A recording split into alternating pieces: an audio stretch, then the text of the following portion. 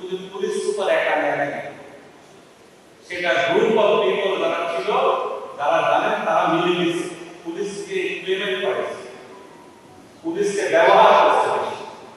এই জন্য পুলিশ আজকে ভিলেন হয়েছে সবচেয়ে বেশি রাষ্ট্রের কাছে, কিন্তু বাকি অনেকে জনসর বাইরে চলেছে। এটা আপনাকে চিন্তা করতে হবে। আমি যে বক্তব্য দিচ্ছি আমি কনফিডেন্ট দিতেছি, আমি দায়িত্ব নিয়ে বলতেছি।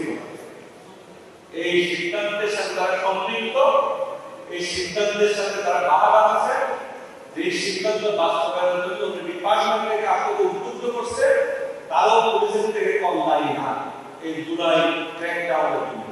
এটা আমি অ্যাজ এ পুলিশ সুপার হিসেবে আপনাকে বলতে পারবো। তাদেরকেও দায়িত্ব নিতে হবে, তাদেরকেও রাষ্ট্রের কাছে ক্ষমা চাইতে হবে।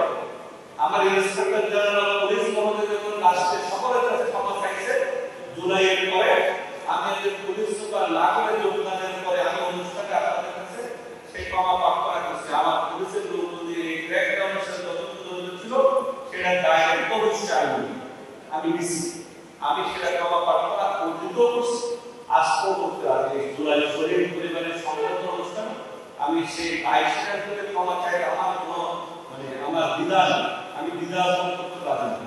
আমি ভিতরে যা বিশ্বাস করি সেটা আমি বক্তব্য করব, সেটা 6 বছরে এভাবে করে যাচ্ছে, সেটা হচ্ছে অতল বক্তব্য।